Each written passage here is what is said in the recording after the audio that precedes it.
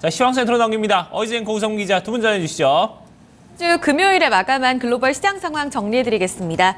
글로벌 증시 모처럼 만에 글로벌 대외 호재에 따라서 상승세를 이어갔습니다. 뉴욕 3대 지수 금요일장 일제히 올랐고요. 무엇보다도 주간 단위로 상승세로 전환했습니다. 4주 만입니다. 앞으로에 대한 기대감을 조금 더 높이고 있는데요. 금요일장 마감가부터 확인해 보겠습니다.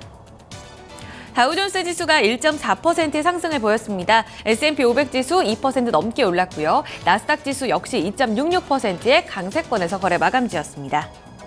다우존스 지수부터 하루 동안의 양상 정리해드리겠습니다. 장 초반 갭상승 출발하면서 꾸준히 상승권을 유지하는 모습이 나타났습니다. 그 전날이었었죠. 목요일 장 마감 후에 드라기 총재의 기자회견, 그 영향이 꾸준히 이어지는 모습이었습니다. 22 통화정책 이후에 드라기 총재의 3월 부양책 시사 발언이 이날까지도 투자심리 개선에 영향을 줬고요.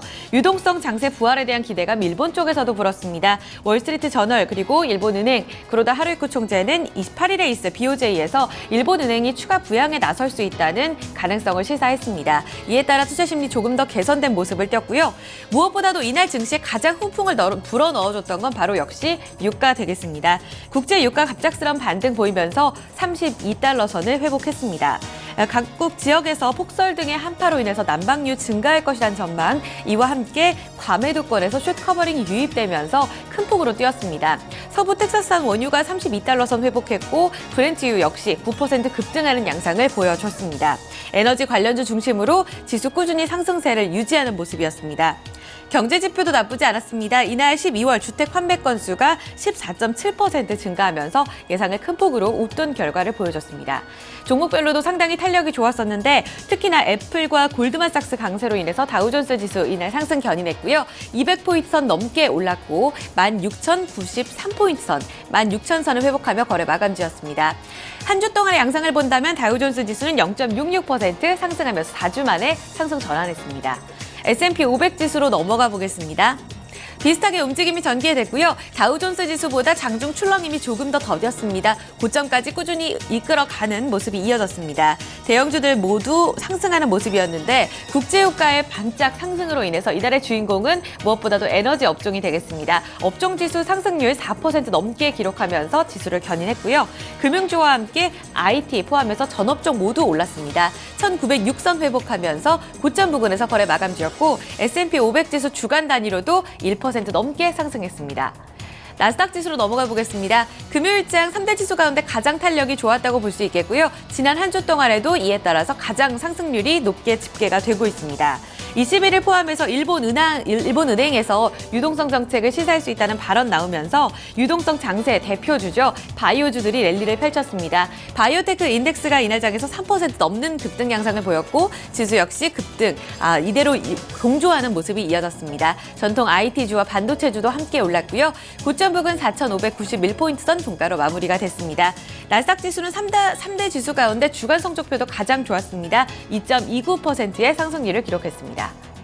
3대 지수가 일제히 모처럼 만에 반등다운 반등을 줬습니다. 이날 장에 영향을 미쳤던 이슈들 외신 통해 알아보겠습니다. 우성문 기자 살펴주시죠. 네, 지난 주말 뉴욕 증시에 영향 미쳤던 소식들 외신 통해 함께 살펴보겠습니다. 전 세계 중앙은행들이 이 부양 기조에 나서는 것이 뉴욕 증시의 호재로 작용하고 있습니다. 지난 목요일 마리오 드라기 유럽 중앙은행 총재에 이어서 지난 주말에는 구로다 하루이코 일본은행 중앙은행 총재까지 추가 부양책 가능성을 시사했는데요. 자세한 소식 로이터 통신 통해 함께 살펴보겠습니다. Bank of Japan's Kuroda says Japan inflation expectations somewhat weak.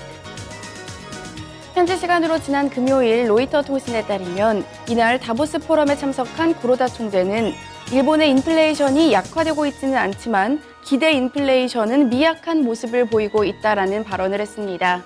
이와 함께 구로다 총재는 현재 금융시장의 혼란이 일본 경제와 또 일본의 인플레이션에 어떤 영향을 미칠지 주시하고 있다라고 덧붙였는데요. 이와 함께 구로다 총재는 우리의 2% 인플레이션 목표를 달성하기 위해서 필요하다면 추가 양적 완화 정책을 펴는 것을 주저하지 않을 것이라고 덧붙였습니다. 다만 다음 주에 열릴 금융회의에서 부양책을 발표할 것인지 여부에 대해서는 구체적으로 언급하지 않았는데요. 그럼에도 전문가들은 그동안 일본 경제에 대해서 자신감 있던 모습을 보여왔던 구로다 총재가 우려감을 내비치면서 추가 부양책이 근접했다는 의견이 힘을 얻고 있다고 전했습니다. 네, 다음 소식 살펴보겠습니다. 앞서 들으신 것처럼 이날에도 뉴욕 증시를 끌어올렸던 1등 공시는 바로 국제유가였습니다. 이날 국제유가는 9% 가까운 급등세를 연출하면서 에너지주를 모두 끌어올렸는데요. 그럼에도 불구하고 전문가들은 향후 전망이 여전히 어둡다고 지적하고 있습니다. CNBC 톡의 자세한 소식 함께 살펴보시죠. Oil ends massive slide with 9% pop. 현지 시간으로 지난 금요일 CNBC에 따르면 서부 텍사스산 원유는 9% 급등한 32달러 19센트를 기록했고요. 브렌트유 역시 9% 오른 32달러 92센트의 거래를 마감했습니다. 모두 지난 이틀간 무려 12%의 급등세를 나타낸 것인데요. 이날 국제유가 상승에 대해서는 미국과 유럽 중심으로 이 폭설과 한파가 지속되면서 난방유의 수요가 늘어났기 때문입니다. 특히 지금 미국에서는 사상 최악의 눈폭탄으로 인해서 사상자가 속출하고 있을 정도인데요. 지난 2007년에도 사상 최악의 한파가 몰아쳤을 때 국제유가는 배럴당 60달러까지 상승하기도 했습니다.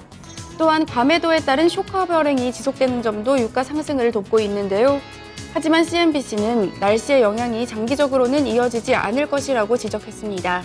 유가 하락의 근본적인 이유인 세계적인 공급 과잉 현상이 쉽게 해결될 것으로 보이지 않기 때문인데요. 타마스바가 PBM의 원유 전략가는 펀더멘털 측면에서는 하락세가 진정된다는 어떠한 신호도 없다라고 설명했습니다. 뉴욕 증시에 영향 미쳤던 소식들 외신톡에 함께 살펴봤습니다. 네, 자 이렇게 외신 통해서 뉴욕 증시 마감 상황까지 저희가 체크를 해봤습니다.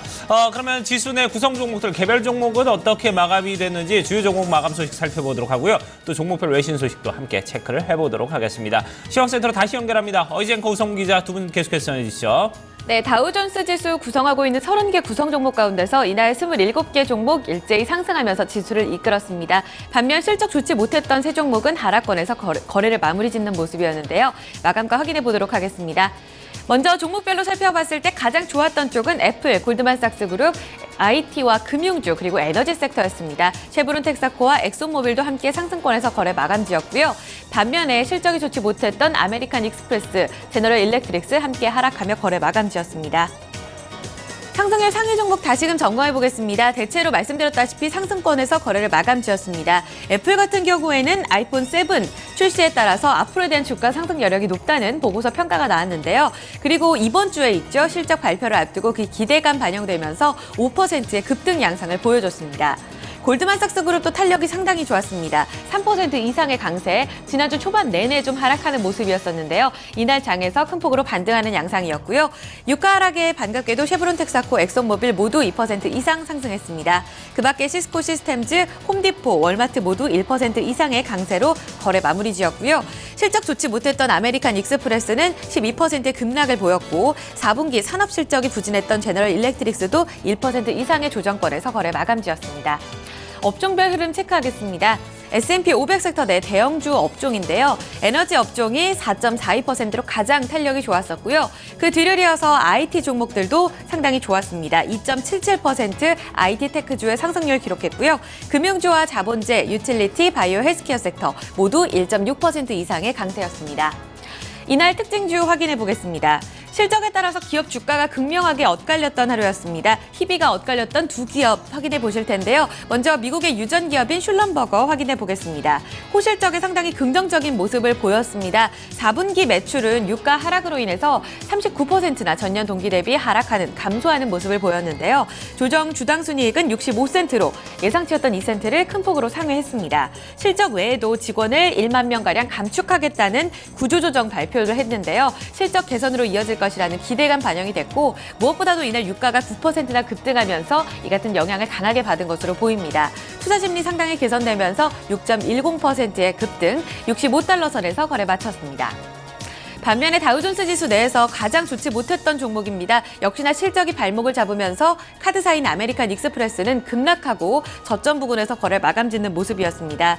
4분기 순이익이 감소한 데다가 전망이 상당히 어두웠습니다. 2017년 주당 순이익에 대한 이 전망치를 낮게 잡으면서 시장 기대를 하회했고요. 강달러로 매출 부진에 시달리면서 2017년까지 10억 달러 비용 절감에 나서겠다는 계획을 발표했는데 시장 투자 심리는 여전히 얼어붙어 있었습니다. 55달러 선에서 상승세에서 장중 저점 거래 마감지였습니다. 네, 그 밖의 특징주에 대한 소식은 외신통해 조금 더 자세하게 알아보겠습니다. 우성문 기자 살펴주시죠. 네, 종목 주요 소식 외신통해 함께 살펴보겠습니다. 이번 주에 실적 발표를 앞두고 있는 애플의 주가가 큰 폭으로 상승했습니다. 이 애플의 주가에 대해서 긍정적인 리포트가 나왔기 때문인데요. 비즈니스 인사이더 통해 자세한 소식 함께 살펴보겠습니다. A top Apple analyst agrees iPhone sales will fall but says that's a huge buying opportunity. 현지 시간으로 지난 금요일 비즈니스 인사이더에 따르면 먼저 진 몬스터 파이퍼 제프레이 전략가는 이번 실적에서 애플이 처음으로 아이폰 매출 둔화를 경험할 수도 있을 것이라고 말했습니다. 하지만 몬스터 전략가는 이렇게 월가의 기대감이 낮은 것이 오히려 오는 9월까지 애플 주가 상승을 이끌 것이라고 말했는데요. 몬스터 전략가는 오는 9월에 애플의 아이폰 7이 출시될 것이라고 예상하면서 아이폰 7이 출시되기 전까지 애플의 주가가 50% 추가로 더 오를 수 있다고 내다봤습니다. 실제로 과거에도 아이폰 5와 6가 출시되기 전에 애플의 주가가 늘 상승 흐름을 보여왔기 때문인데요. 또한 몬스터 전략가는 현재 애플의 주가 수익 비율이 9.7배인 것을 지적하면서 이는 지난 10년간 수치에 비교했을 때 매우 낮은 수준이라 매수하기에 좋은 상태라고 덧붙였습니다. 이 소식에 애플의 주가는 5.3% 급등했습니다. 네, 다음은 이날 좋았던 장 분위기 속에서도 급락한 기업 살펴보겠습니다. 바로 카드 회사인 아메리칸 익스프레스인데요. 지난해 4분기 실적이 부진했던 것으로 확인되면서 10% 넘는 급락세를 나타냈습니다. 이 소식 역시 비즈니스 인사이더 통해 함께 살펴보겠습니다. American Express tanks 12% after earnings miss. 현지 시간으로 지난 금요일 비즈니스 인사이더에 따르면 아메리칸 익스프레스는 지난해 4분기 순이익이 전년 동기보다 38% 줄어든 89센트를 기록했다고 밝혔습니다. 전문가 예상에도 미치지 못하는 순이익이 나온 것인데요. 이 기간 매출 같은 경우에는 전문가 예상에는 일치하는 결과가 나왔습니다. 84억 달러를 기록하면서 전문가 예상과 일치했는데요. 이와 함께 아메리칸 익스프레스는 오는 2017년까지 10억 달러의 비용을 절감할 계획이라고 함께 발표했습니다. 그럼에도 전문가들은 현재 아메리칸 익스프레스가 이 실적 악화에도 불구하고 의미 있는 전략 변화를 취하지 않고 있다고 지적했는데요. 이에 따라 증권사들의 투자 의견 하향도 이어지고 있습니다. 크레딧 스위스는 아메리칸 익스프레스에 대한 목표 주가를 기존의 71달러에서 66달러로 낮춰 잡았는데요. 이 소식이 전해지면서 아메리칸 익스프레스의 주가는 12.12% 급락했습니다. 종목 주요 소식까지 외신통해 함께 살펴봤습니다. 네, 자 이렇게 외신통해서 종목 주요 소식들 저희가 마감 상황까지 모두 다 체크를 해봤습니다. 그럼 유럽 증시 마감 상황 어떻게 마감이 됐는지 알아보도록 하고요. 또 상품 환율 채권 시장 유가가 꽤 많이 올랐습니다. 이 부분도 좀 체크를 해보도록 하죠. 어이젠 커버 전해드립니다. 네, 그 전에 마감이 됐던 유럽 증시 역시 부양책 훈풍의 강세권에서 거래 마감주였습니다. 주요국 증시 일제 1% 이상의 강세로 마무리가 됐는데요. 마감가 확인해 보겠습니다. 네, 영국 푸츠백 지수입니다. 2.19% 상승하면서 상당히 큰 폭으로 올랐고요. 5,900선 회복했습니다. 독일 닥스 지수 2% 가까이 오르면서 9,764선에서 종가 마무리됐고요. 프랑스 카크 지수는 3%의 상승률을 기록했습니다. 이어서 상품시장 점거해 보겠습니다. 국제 유가입니다. 북미 지역과 유럽 지역에서의 한파로 인해서 난방료가 증가할 것이라는 전망 힘이 붙는 모습이었었고요. 이와 함께 과매도권에서 매수세가 급격하게 유입됐습니다. 배럴당 9% 오르며 32달러 19센트의 거래 마감지였고요. 금값 같은 경우에는 달러 강세 영향에 소폭의 하락뛰면서 1,096달러 선에서 마무리됐습니다. 옥수수 가격은 반등에 나서면서 3달러 70센트를 기록했습니다. 주요 지수로 넘어가 보겠습니다. 필라델피아 반도체 지수 급등하면서 598포인트 선까지 올랐고요. 공포지수인 빅스 지수가 16% 급락한 가운데 BDI 발틱 운임 지수는 1포인트 전날보다 내리면서 354포인트 선에서 마감됐습니다. 마지막으로 서울 외환시장에서의 원달러 환율 흐름 체크해 보겠습니다. 금요일장에서는 그 전에 있었던 드라기 총재 부양책 시사 발언 영향받으면서 급락했고요. 1,200원 선까지 떨어졌습니다. 금요일장의 달러 흐름은 다시금 강세를 띄었고 미국채 10년물 금리는 전거래일보다 오른 2.05%의 수익률을 기록했습니다. 지금까지 글로벌 시황센터에서 전해드렸습니다. 네, 글로벌 증시 마감 상황까지 모두 다 살펴봤습니다. 참 지난주 한 주 동안 참 지긋지긋한 추위를 경험을 했습니다. 오늘도 뭐 역시나 그 한파세는 이어질 것 같은데요. 내일 오후부터는 좀 날씨가 좀 풀리면서 예년 평년 기온을 좀 되찾을 것 같다고 하니까요. 오늘 하루만 여러분 조금 더 추운 날씨에 좀 버티시면 될 것 같습니다. 자, 토마토 인쇼 1부 순서 여기서 마무리 짓도록 하고요. 저희 잠시 후에 2부에서 다시 뵙도록 하겠습니다.